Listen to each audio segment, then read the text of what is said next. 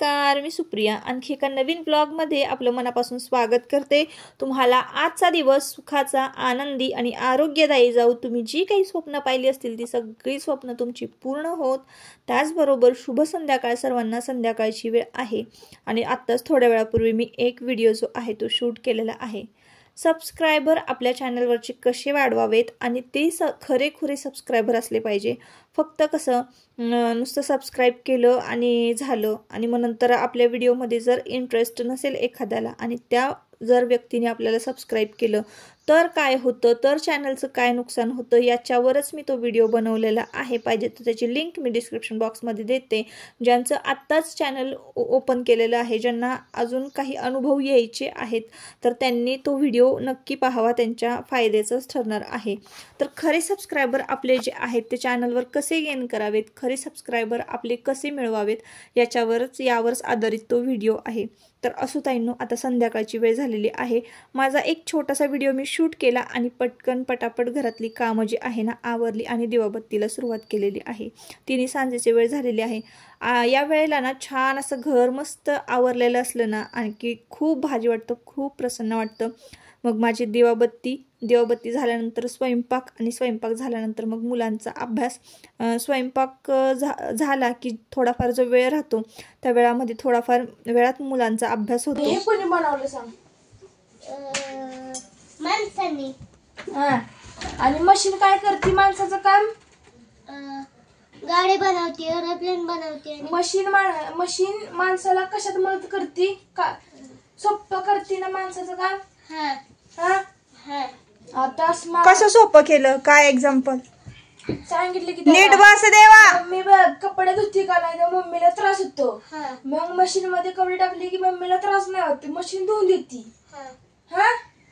बघ त्याच्याकडे बघ, कळलं का? तू शिकवतोय ना देवा, तो शिकवतोय ना। कम्प्युटर इज स्मार्ट मशीन, म्हणजे कम्प्युटर आपलं काम लय सोपं करते आणि ती हुशार आहे। आता तू कॅल्क्युलेटर मध्ये कसं टाकतो 2+2=4 येतं लगेच, 100+100 200 येतं। अरे बाबा, 2+2 ना 24 येते। अरे माझं हो तुझा बिघडला असेल कॅल्क्युलेटर। हे बघ, आता हे काय बोलतय? हे काय हे कम्प्युटर काय बोलतोय? आय एम स्मार्ट मशीन, मी एक हुशार मशीन आहे। आता हे काय बोलतंय? I can remember many things, म्हणजे माझ्या लक्षातल्या गोष्टी राहतात।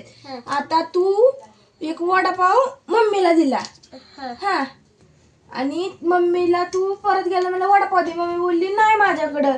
तू बोला तू खाल्ला ना, ती बोलली नाही खाल्ला। मग जर तू कम्प्युटर मध्ये लिहिलं मी मम्मीला वडापाव दिला तर तू दाखवू शकतो मम्मीला की मी तुला वडापाव दिला, कम्प्युटर मध्ये लिहिलं होतं मी।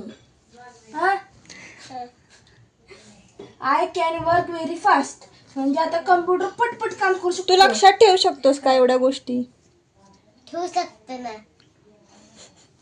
मग आता कम्प्युटर फास्ट काम करतं। आता तुला होमवर्क करायचा आहे तर तू पेन काढणार, पुस्तक घेणार, लिहित बसणार, त्यापेक्षा जायचं आणि कम्प्युटरवर पटापट लिहून टाकायचं। अरे बाबा, आपल्याकडे कम्प्युटर नाहीये आणि पेन बनवायला अरे स्कूल मध्ये आहे ना। बघ, आय कॅन काउंट, म्हणजे कम्प्युटरला 1 2 3 4 पण येतं। I can help you to draw and paint, म्हणजे कम्प्युटरला पेंटिंग बी करायची, ड्रॉइंग काढाय तुझ्यागत। I can show a movie, म्हणजे कम्प्युटर तुला आहे ना पिक्चर पण दाखवतं। सगळं येतं कम्प्युटरला, सगळं येतं। तर मैत्रिणींना झालं असं की आता हा जो व्हिडिओ आहे ना तो खूप दिवस झालं शूट केलेला आहे, आत्ताचा नाहीये। तर दुपारी की नाही, म्हणजे शनिवार रविवारचा दिवस असावा, तर दुपारच्या वेळेत आहे ना आता आयुषला थोडाफार वेळ मिळाला की आयुष देवांशचा अभ्यास घेत असतो। आणि देवांशचं कसं आहे, घरातली लहान मुलं जी आहे ना, आपण शेंडफळ म्हणतो, अतिशय लाडवलेली असतात। तर त्यामुळं काय होतं, त्यांचा लाड जास्त झाला की मग अभ्यासाकडे दुर्लक्ष होतं. आयुष कसा पहिल्यापासूनच खूप हुशार आहे, म्हणजे नर्सरीला त्याला घातल्यापासून अगदी रायटिंग वगैरे त्याचं एकदम व्यवस्थित असतं सगळ्या गोष्टी. पण ह्याचा खूप लाड झाला ना, त्याच्यामुळं मग तो अभ्यासात जरा थोडाफार मागे आहे. आणि मी तर आवर्जून प्रत्येक वही त्याची चेक करत असते, प्रत्येक लेटर ना त्याचं मी बघत असते. आणि अभ्यास त्याच्याकडनं करवून घेण्याचा हा खूप मोठा टास्क असतो माझ्याकडनं. तर बऱ्याचदा मला कमेंट आली होती की ताई तुम्ही मुलांचा अभ्यास कसा घेता. तर अभ्यास घेताना खरंच मला कसरतच होती माझी, कारण कामं हे सगळे आवरूनच मला त्याच्याकडेच आणि त्याच्याजवळच बसून राहावं लागतं. काय काय मुलांना कसं फक्त रायटिंग दिलं आणि त्यांच्याकडे फक्त वरच्यावर लक्ष ठेवलं तर त्यांची ती लिहितात, देवा तसं नाही आहे. तर एवढी खूप कसरत होते माझी. तर अशा पद्धतीनं थोड्या वेळ मी आणि थोड्या वेळ आयुष, अशा पद्धतीनं आम्ही दोघं मिळून देवांशचा अभ्यास घेतो. असो ताईंनो, सुरुवातीला मी जसं की सांगितलं की व्हिडिओ शूट केलेला आहे, नक्की पहा. आत्तापर्यंत माझी जी काही यूट्यूब जर्नी होती ना, त्याच्याबद्दल मला आलेले अनुभव आणि सगळ्या काही गोष्टी, काही प्रॉब्लेम्स, ह्या सगळ्याविषयी ना मी आता चॅनलमध्ये म्हणजे यूट्यूब चालू केल्यापासून प्रत्येक व्हिडिओमध्ये ना काहीतरी सांगत आलेली आहे. तर तुम्ही जर मागचे व्हिडिओ बघितलात ना तर तुम्हाला नक्की कळेल. तर एक रिसेंटली मला आत्ताच कमेंट आली होती, तर त्यात आपण रेसिपीकडे वळूयात आणि त्या कमेंटविषयी मी पुढे बोलतेच तुमच्याबरोबर. तर आज ना मसाले भात करायचं ठरवलेलं आहे आणि खीर करायची आहे शेवयाची. तर असं छान ड्रायफ्रूट्स कट करून घेतलेले आहे पातळ. आणि मग त्यानंतर इकडे चोर बसलेलाच आहे बघा पिठी साखर खायला. तर पिठी साखर वाटून घेतलेली आहे मी पटकन विरघळावी दुधामध्ये म्हणून. आणि वाटतानाच ना मिरची घालून, म्हणजे सॉरी मिरची नाही, वेलची घातलेली आहे. आणि वेलची घालून आहे ना मी पिठी साखर वाटून घेतलेली आहे, म्हणजे कसं मस्त वेलचीचा पण फ्लेवर खिरीला येतो. आणि इतका पातळ असा मी बदाम काजू हे सगळं खिसून घेतलेले आहे, बटाट्याच्या किसणीने मी खिसलेले आहे ड्रायफ्रूट्स. आणि इकडे बारीक शेवया आहेत पातळ. आता दूध घेतलेलं आहे, फुल मिल्क दूध घ्यायचं. तुम्ही बघितलं असाल मी साय घेतलेली आहे. आणि साय घेतली आणि थोडंसं दूध घेतलं आणि थोडंसं घातलं तर पाणी घाला, आणि नाही घातलं तरी काही हरकत नाही, छान टेस्ट येते. उलट नाही घातलं तर जितकं आटल दूध ना तितकी खीर छान चविष्ट लागते, अगदी छान शिरखुरम्यासारखी लागते. तर अशा पद्धतीने अगदी साध्या सोप्या पद्धतीनं मी शेवयाची खीर करत असते. मार्केटमध्ये ह्या शेवया ज्या आहेत ना त्या अगदी पातळ केसासारख्या शेवया असतात. जाड शेवयांची खीर आमच्या घरात कोणालाही आवडत नाही, म्हणून पातळ शेवया ज्या मिळतात ना खिरीच्या त्या घेतलेल्या आहेत. थोड्या वेळापूर्वी ना मी इथं बघा तूप म्हणजे कडवलेलं होतं, तर तेच फ्रेश तूप मी खिरीमध्ये घालत होते आणि तूप काढायला गेले आणि खीर उतू गेली. असं बघा गोंधळ होतो कधी कधी. तर आहे आता जी आपली रिअल लाईफ आहे तीच मी तुमच्याबरोबर शेअर करते. कुठं लगेच पुसायला गॅस वगैरे लगेच घेऊ आणि मग शूट करू असं काही करत नाही. जे मी करते प्रामाणिकपणे तेच मी तुमच्यापर्यंत पोहोचवण्याचा प्रयत्न करते. तर बघा आता खीर उतू गेलेली आहे, हे नॉर्मल. अशा चुका अधूनमधून कधीतरी आपल्याकडनं होतच असतात स्वयंपाक करताना. एकीकडे लक्ष दिलं की दुसरीकडे दुर्लक्ष होतं.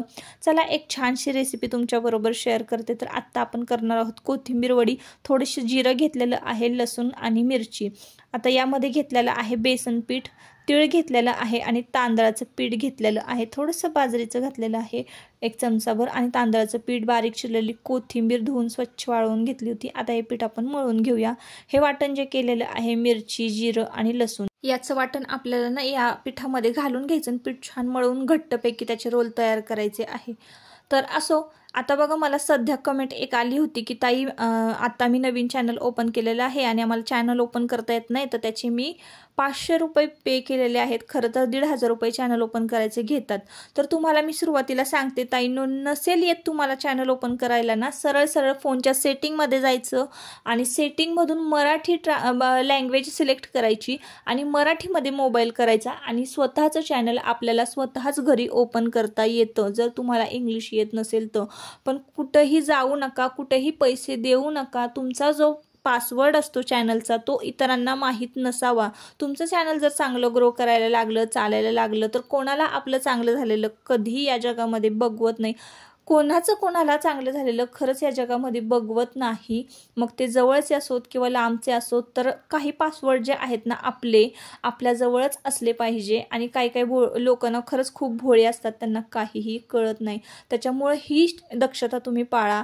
तर असो, आता इकडे बघा मी रोल करून घेतले छान 15 मिनटं उकडवून घेतलेले आहेत आणि त्यानंतर आता हे रोल कट करायचे आहे आणि आपल्याला फ्राय करायचे आहेत. म्हणजे कोथिंबीर वडी झालेली आहे, खीरही झाला, मसाले भातही झाला आणि चपात्याही झालेल्या आहेत. तर असंच बघा मस्तपैकी संध्याकाळचा जो स्वयंपाक आहे ना तो आपला तयार झालेला आहे. आता तव्यामध्ये तेल घालून आहे ना म्हणजे चपातीचा लाटलेला तवा जो होता तो गरमच होता. म्हटलं चला याच्यावर आपण वडी भाजून घेऊया. तर डीप फ्राय न करता छान अशी शॅलो फ्राय केली ना वडी छान कुरकुरीत आणि खुसखुशीत होते. तर बघा मला जेवढं माहिती आहे तेवढं मी तुमच्यापर्यंत पोहोचवण्याचा आणि हे सगळं म्हणजे प्रामाणिकपणे पोहोचवण्याचा खरं तर प्रयत्न करते. तर या व्हिडिओमध्ये बघा मी तुम्हाला याविषयी सांगितलेलं आहे आणि आजचा व्हिडिओ खूप साधा सिंपल होता. चला आता आजच्या व्हिडिओचा मी इथंच शेवट करते. आपण परत पुन्हा भेटूया नवीन एका ब्लॉगमध्ये. तोपर्यंत स्वतःची काळजी घ्या आणि मजेत राहा. तर खीर बघा आपली अशी घट्टशी छान शिरखुर्म्यासारखी तयार झालेली आहे. कोथिंबीर वडी पण छान खुसखुशीत आणि कुरकुरीत होती. थोडक्यातच मी सगळ्या रेसिपी तुमच्याबरोबर शेअर केल्या आणि आता बघा आता जेवायला सुरुवात करणार आहोत. रात्र झालेली आहे, 9:30 वाजलेली आहेत आणि हा व्हिडिओ जो मी शूट केला ना रात्रीचा शूट केला त्यामुळे एवढा क्लिअर दिसत नसेल. तर तुम्ही खरं तर ब्राईटनेस वाढवून बघायला मी सुरुवातीलाच तुम्हाला सांगायला पाहिजे होतं. थोडासा ब्राईटनेस मोबाईलचा वाढवायचा आणि बघायचं छान सगळं शूटिंग केलेलं आहे ते दिसतं. तर असो, बाय बाय.